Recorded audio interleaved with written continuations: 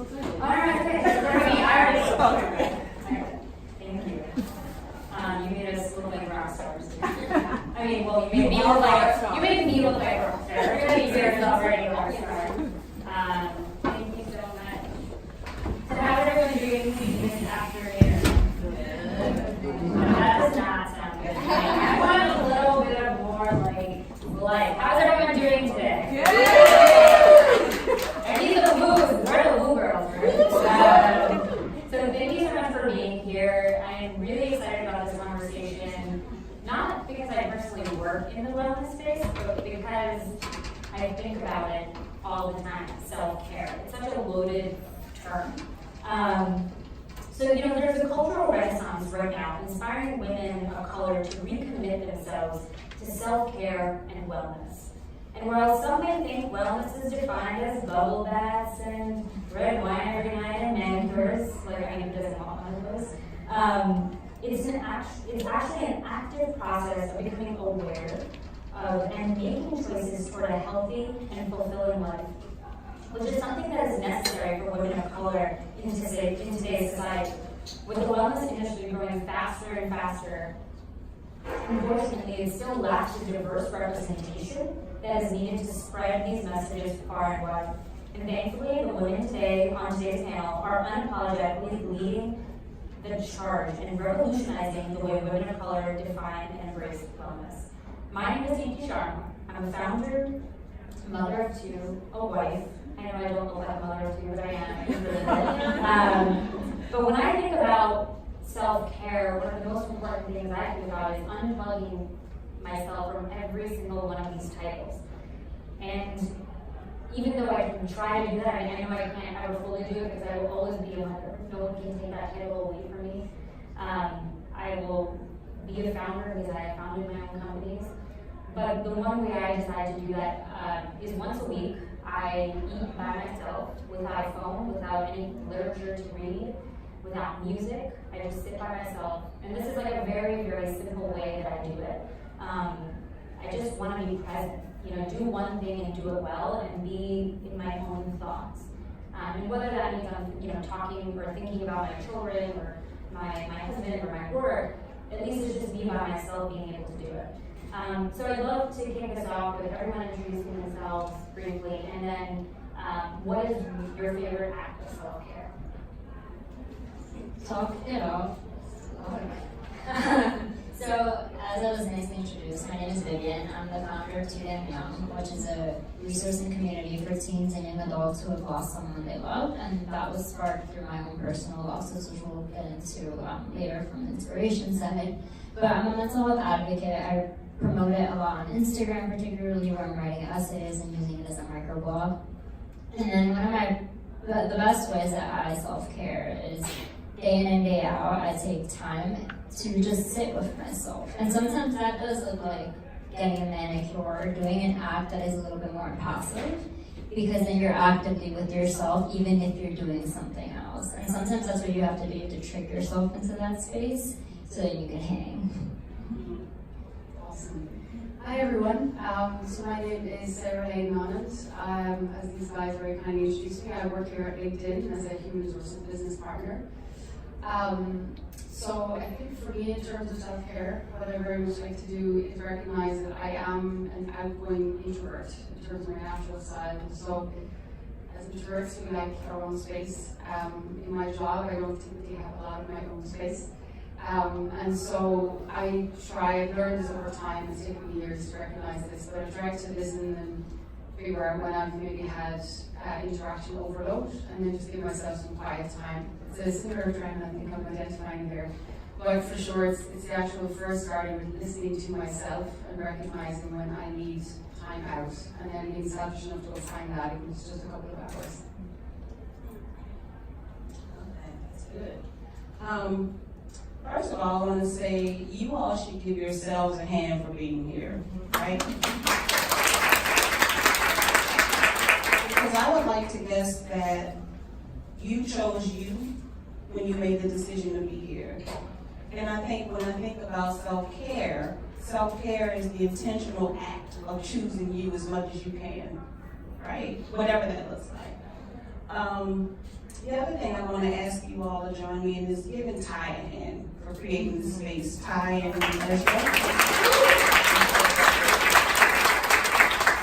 because I think it's important for us to have spaces where we can come together in sisterhood and to support one another and to not be in competition and to love on one another, because that's also taking care of ourselves, and we can be in community with women who are choosing to have the same energy we have. My name is Tammy Wilborn. I am a board-certified licensed professional counselor. Actually, in 2020, I'll be celebrating 20 years as a counselor. I'm also a wellness coach, a keynote author, speaker rather, and I'm also an author. I'm actually working on a book about Black women's work experiences as a wellness issue, and how race and gender stereotypes in the workplace not only hinder and limit Black women from movement, but also how it affects us mentally and physically. So I'm really happy to be with y'all today. Oh, and how do I choose me? Because I choose me. Unapologetically. I think one of the things that I see myself doing more frequently is I set boundaries with people. I think a lot of times, because we are women, people make some assumptions about how we should be spending our time and what we should be doing and all this other stuff. And what I do is I am very intentional about when I need to say no and being okay with that. So I think I'll just stick with that for sure. Just being able to set boundaries. Hi everyone, it's a huge honor to be here, and I had the privilege of talking to these ladies before, and it was just phenomenal. I should have been recorded. My name is Kenya. I have 3 kids. I should start by saying that I have a son in college, I have a 14-year-old and an 11-year-old. And my eldest is on the autism spectrum, and I'm very proud of him. He's an honors college at Adelphi on full scholarship. And I say that, thank you, to say that the limitations we place on ourselves or others place on us are just lies, because my son at 4 didn't speak, 5 didn't speak, and he was supposed to be in an institution supposedly when he was older because he wouldn't drive, and he's doing amazing. So I am a widow. I lost my husband to cancer. He was 39 years old in 2013. And one of the things that I really am here to share is when the doctors gave him 2 weeks to live, he was able to live another 5 months. And it was the very practices that I do today. And how do I practice self-care is by really implementing the things that we did during that critical time. And I have an acronym for it, and it's called Savvy Me. So just as these ladies expressed, it's what fits you. One size does not fit all.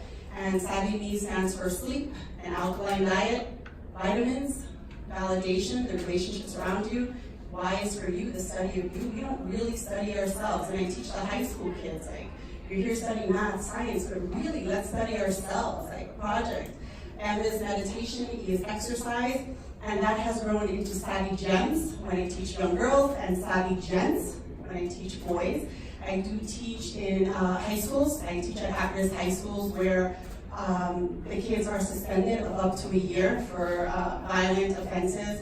And it is phenomenal to teach them, because before I can teach them self-care, I have to teach them to care.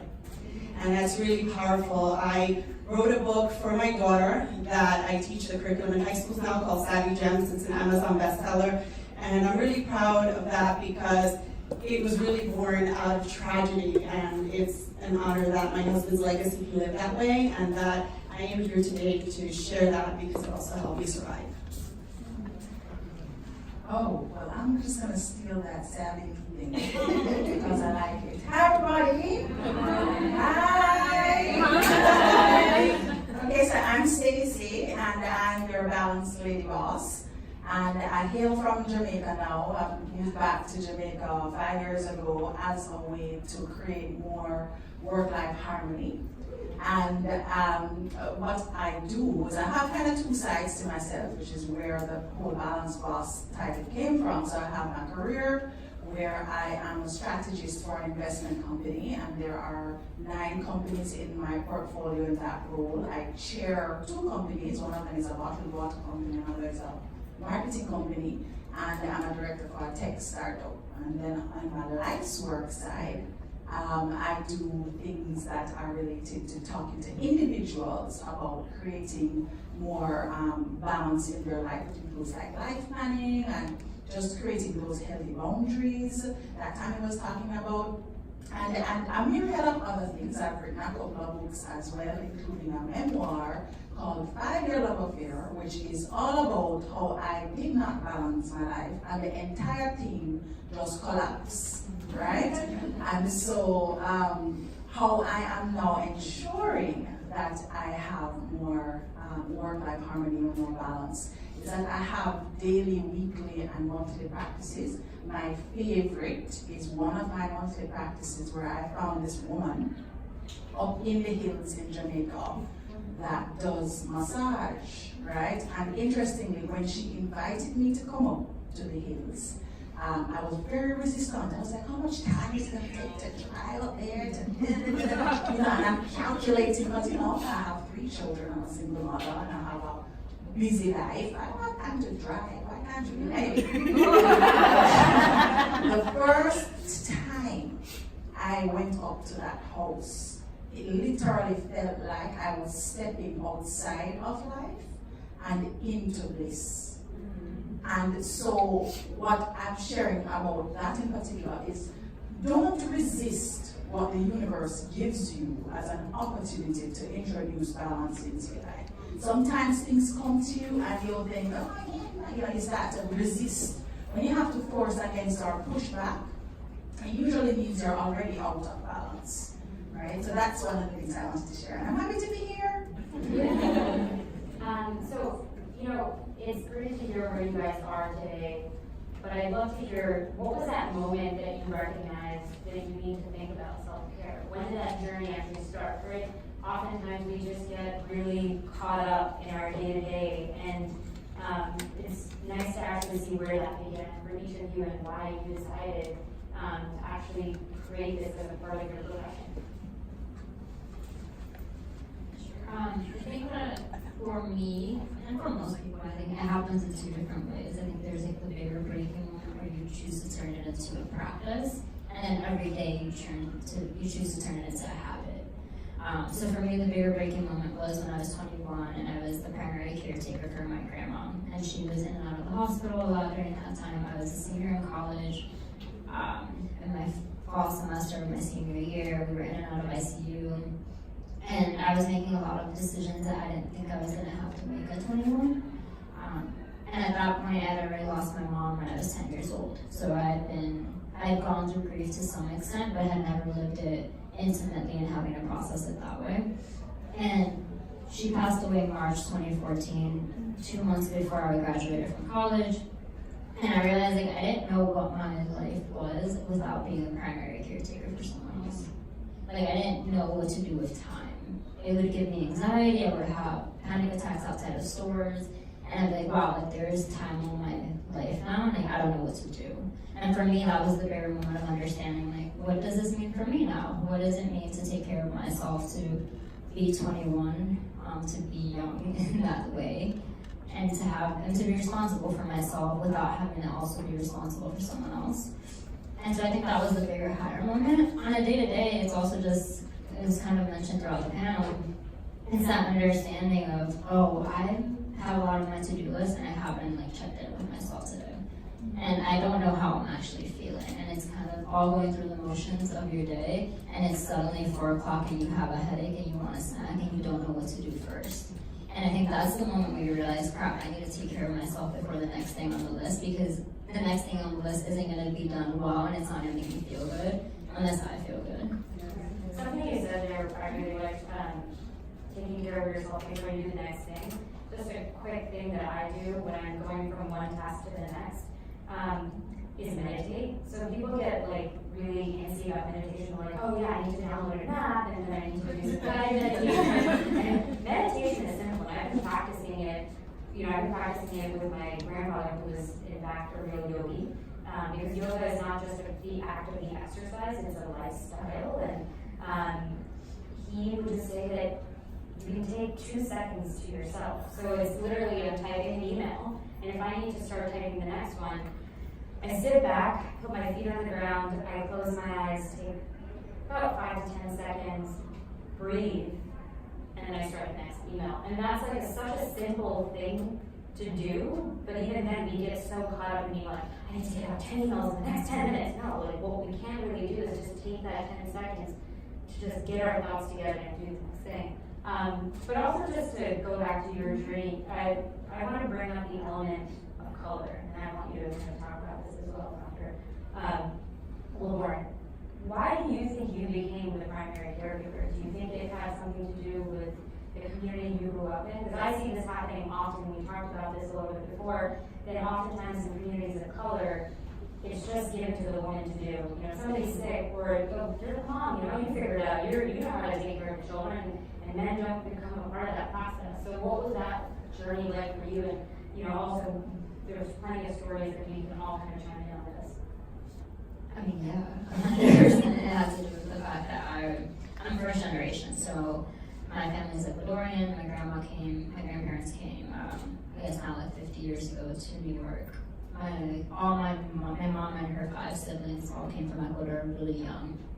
I'm first generation, first ones of that generation to know like English really well, my brothers and cousins and stuff. But I was also intrinsically just always been the responsible one. So you were like the responsible one, you're the first generation, you're the girl in the family, you're the one that's the most attached to your grandparent.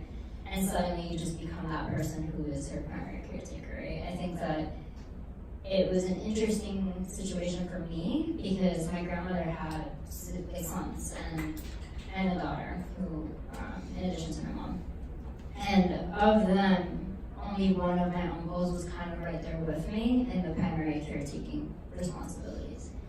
And the rest of them had their own lives, and it was like the boundaries that were understandable, but that were also at times not compassionate enough to understand that I was 21 and trying to figure out my life in college.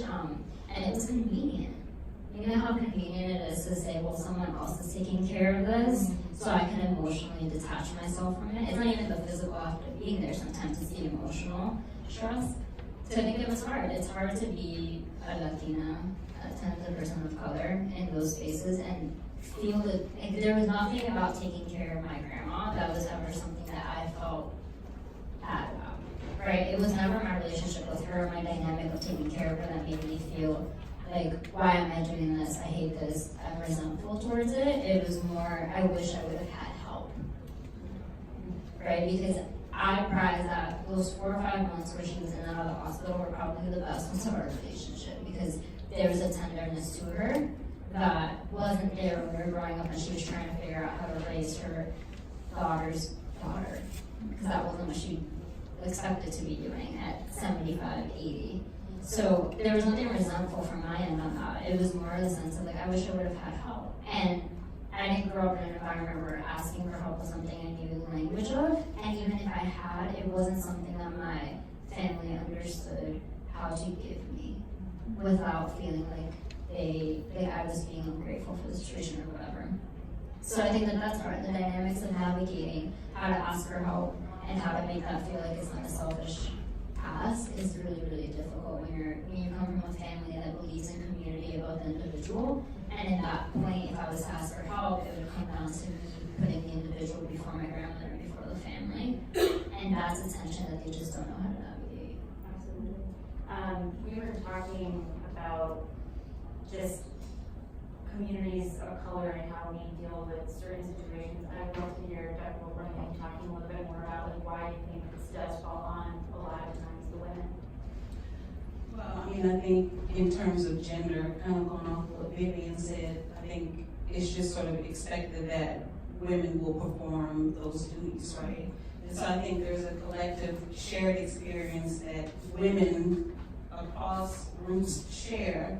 And then I think when you factor in race, then we start to have a different conversation. Because when you think about, so let me just situate this comment. So my research deals specifically with the experiences of Black women and our experiences at work with race and gender stereotypes. And so in order for me to understand what our work experiences look like now, I had to go back. And for me, that going back took me to our experiences as enslaved individuals, right? As enslaved girls and women during slavery. And what was interesting about understanding that particular context for Black women's work experience is that it was clear that because they were Black women and also enslaved is why they were out in the fields working just as hard as the men were, right? And so stereotypes really emerge as a way to try to explain and distort the lived reality of Black women. How do you explain the fact that women, because if you were just operating on womanhood, and at the time, right, womanhood meant virtuous and, pure and protected, we couldn't rest on definitions of womanhood because that wouldn't explain why Black women were out in the fields and white women were not. So how do we explain that? Well, stereotypes emerge as a way to distort the lived reality of Black women, right? To hide our truths. And so when we take that as a foundation and we move it to contemporary times, what we see is that we have these sort of portrayals, these stereotypic portrayals in media that keep these notions of us going, right? As sort of the mammy. And who was mammy, right? Mammy was that notion of Black women as sort of somehow magically being able to take care of everybody else's family, not being able to do the same for their own family. Well, it wasn't that they were magically able to do that. It was the intersection of being at the bottom of both race, gender, and class. And so we don't understand how race and gender and class and all of the other identities intersect to affect our lived reality. A lot of us spend time bending and flexing, trying to prove and work hard and take care of everybody. I call it the matrix of visibility. Trying to do all this and that. And end up with that lion's share of doing the work at home, at work, in the community. You're doing service, you're working at church, you're on the board, you're doing all this stuff. And you're not recognizing that part of why that exists in the first place is because they bought into the belief that you should be doing that, and you did too. So we need to be clear, and I'll talk a little bit about this and I'm going to pass the mic, that we have to understand that we have bought into these notions of ourselves that put us in a position to be mammied. Because we believe we gotta take care of everybody else. If you remember at the start of this, I said, what did I say I like to do to take care of myself? I said boundaries. I tell people no. Nope. I'm not no. I am proficient. That's really an important skill, right? Because a lot of times as women become crowd pleasers. We're like, yeah, I'll do this for you, I'll do this for you. Oh, you need to do this for you too. Oh, like, and at the end of the day, you're like, fuck. And you just like, the person just turned into like this wall. You're like, you lose yourself. And it's really important for us to like really just kind of think about ourselves and just kind of like put our hands together and just say that no and just move on because it's okay. It's okay to not take every single opportunity because you need to take care of yourself. I would like for you to talk a little bit about your journey because it was so specific to when your husband was diagnosed with cancer. But what I really loved when you were telling me about your story was that 13 years later you felt like you woke up finally. Yeah. So what we were talking about in the green room was that moment, the shift for me that happened. So just to piggyback off what you were saying, where the past is really important. Sometimes we want to move forward and we want to just go, go, go. You can do this. You got this. But sometimes we don't have it, and we have to look back because our trauma is real, and you carry trauma with you. And I encourage you all to look up ACEs if you don't know what it is. It's Adverse Childhood Experience. And I pretty much am 10 out of 10. And what that means is that the higher your number is, the more prone you are, right? Check me if I'm wrong. To having suicidal ideations, to being abused, to being an abuser, all these things. And that's what I was dealing with when I got married. And I didn't realize I carried it with me. Trauma just does not go away. So what I learned in watching my mom, who did her best and gave her best, is that she was running on empty, but that was her role, and I learned that. Except that I brought that into my marriage in a space where I became a master at emasculating my husband. And prior to him getting cancer, I was already suicidal. I couldn't even look at myself in the mirror. I faked the funk for the world, and then I would come home and I was vicious. I was an animal, and I already had 3 kids, and I had my husband, and I was depressed, anxious, but put on my game face of the world, or your mask, right? You put on this amazing mask. And when he got cancer, it was my wake-up call where I said, holy cow, I have been asleep for 13 years of my marriage.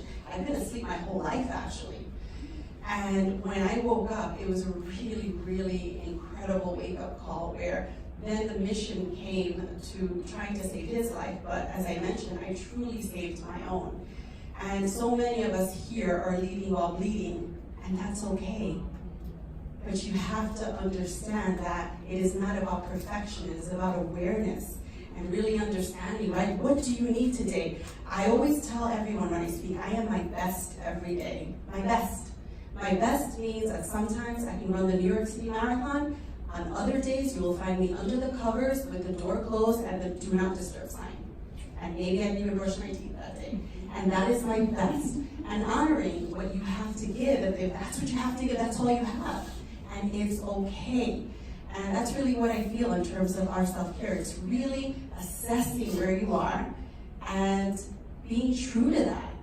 And not caring about what people say. If it's boundaries, it's boundaries. If it's, I haven't responded to your text message in a week, it's okay. And I'm not going to feel guilty about it. I'm doing the best that I can. The best that I can. If you're going to judge me on it, that is not my problem. And maybe check up on me and see if I'm okay. So that's really the journey of that incredible awakening. And I'm super grateful for it because it brought me to a place where I finally feel alive. So I would like Stacey and Sarah to talk. Stacey first, you talk about work-life harmony. And I find that really interesting. Like we were talking about this right before we were coming in. Celebrities give us all sorts of amazing work-life balance, conversations. And, when I took time for myself, I went on a journey somewhere and I was like, well, guess what? I can't afford that. Right? I can't take that trip to, eat, pray, and love, right? My journey is here by myself and to just take care of me and my 2 kids. And it's really important because I think about that, as my husband in the last couple of years decided to leave his very cushy financial job and 6-figure salary, and I've already been an entrepreneur and I like to reinvest. So work-life balance is not achievable and attainable for all of us. And so what does the common folk do when it's well, I can't afford to go crazy, and I can't afford to have a meltdown because I have a kid outside my door crying. So if you go to my Instagram, you will see how crazy my life can be and how my kids are. I wasn't like, you want kids, right? But with that being said, like I said, I'd love for you to talk a little bit about that work-life harmony and for you to talk about as a leader how you at LinkedIn do this just on a leadership perspective. So, okay, great. And actually, I think that that ties in very well with what you asked earlier in terms of just the journey of shifting, right? So at the point where my shift started, I was actually thinking I was introducing more balance into my life by attempting to move back home to Jamaica. Because I left when I was a young little girl and came to the States to live, right? So I was thinking, okay, I'm going to repair my marriage and get help raising my 3 kids at that point. The youngest was 2 and the oldest was 11. And essentially just, if we do this, then we'll sort out marriage. not really recognizing that there was a lot that was happening in the space of emasculation that was actually causing the challenges. It was all his fault, right? All the problems were him, right? And so I tried to start doing more mindful things at that time. However, work was real, right? So even in a new environment, work was still a very real thing for me. You know, it was at the time we were a startup software company trying to get acquired. So, you know, you're doubling down on the 16-hour days at that point. And so even though I had less things to do at home because I now had help with home care, I was still intense at work. And I couldn't see myself being in that intensity because I thought I now had addressed the challenge. Now, when my life collapsed in 2010, which is where I got separated towards something that ended in divorce eventually, got diagnosed with breast cancer, and then ended up in clinical depression all in 1 year, right? This is when it was like, you would think I recognized that I need to start taking care of myself. Well, no, because work still had to be done. We're in the middle of an acquisition, the company was bought by a Canadian company, we had to be moving, and so me laying on the floor crying in the bathroom was just needing to happen at that moment so I could get back to work, right? Now, in the work environment, nobody's really talking about wellness. No, they all knew I had gone through cancer. They all knew that I was now separated, and they all knew that my children were also in another country because I couldn't take care of them while I was going through treatment. But there isn't a discussion going on about, are you well enough to be working these hours? It's no, we have to get this new release out in order to. So it wasn't until a year or two later where I was again, because of multiple surgeries, in my bed at home for 6 weeks, and I was looking up like there has to be something else other than this. So what happened that started to create that shift, because work-life balance really doesn't exist, right? So it was, what is it that has to happen in me that is going to make my life different? That's going to make me have more harmony because I love my work, right? But how can I create more harmony so that I'm executing this work and executing this life in a way that is creating wellness for me and clearly for my 3 kids, because they didn't sign up for me to be sick and lay down on it, right? So that's the one thing that I would offer, is really getting clear about the self-awareness, because nobody else is responsible for your wellness but you. So in that corporate environment, all the times we're looking for it externally, we're blaming externally. You know, they are making me, but ultimately until you are able to really be deliberate and intentional about your self-awareness and who you are being with yourself, then you can start to introduce more harmony in your life in all areas. Yeah, Sarah, I'd love to hear more about in an actual corporation, how you guys think about that balance, just because, you know, it's amazing to see, like, we all had a great lunch, and, you know, we often talk about benefits, and a lot of companies put these benefits to keep people here, so that they don't go home. But what are things that you do as a leader, especially people who work in HR? Sure, so you know, I neglected to mention at the very beginning in the intro, so my role here as a human resources business partner is to take care of 2 local sales teams. So within those 2 local sales teams, about 1,900 people. So effectively, you could say that, you know, my role is to make sure that the human resources, all of the talent management for those individuals is taken care of beautifully. Sounds like a very audacious task, but I have a wonderful group of people who work with me to make this happen.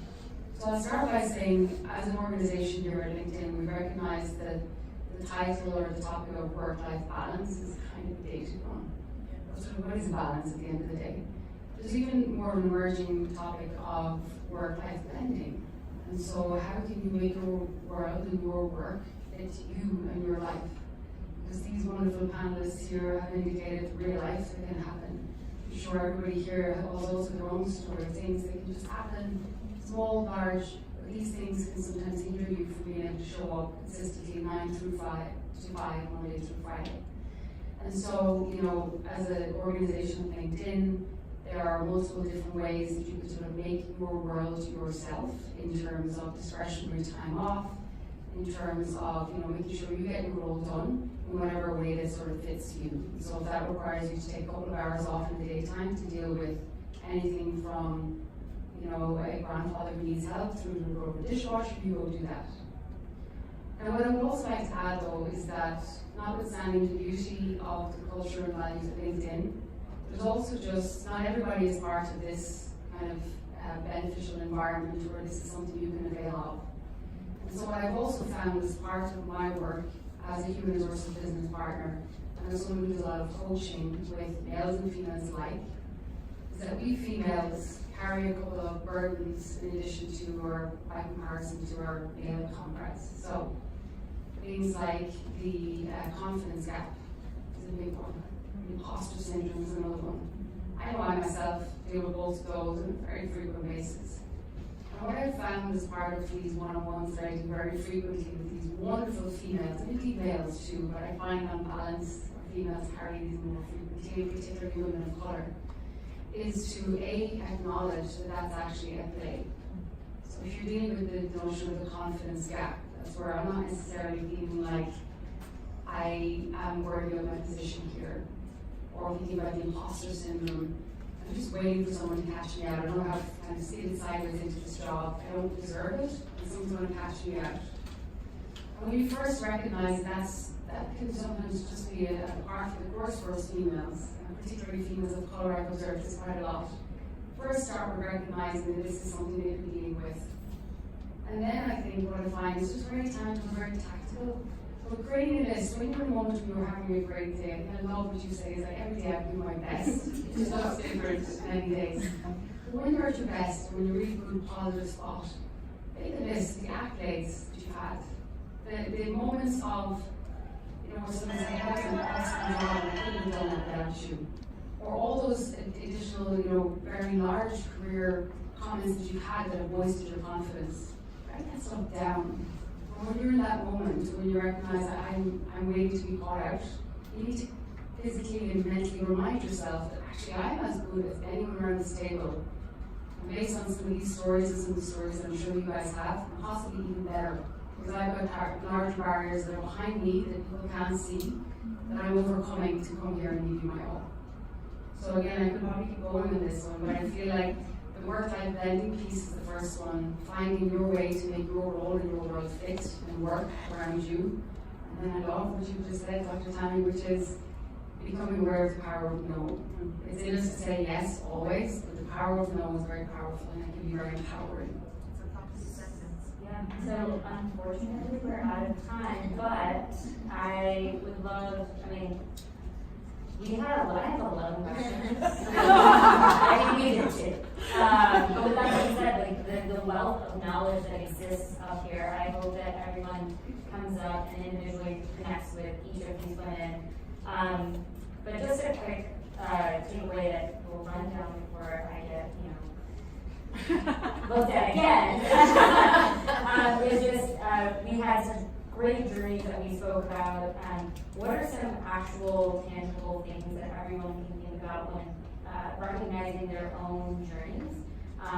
Because you ladies have recognized your own journeys, and I'm sure that some are just starting to or sort of thinking about it. Maybe tools that they can kind of instill that will help them recognize those things. I think one of the bigger things in self-care is we were listing out all the things that they try to sell you, like the face mask and the nail polish and all that stuff, but none of that is going to fill you unless you understand what your empty looks like.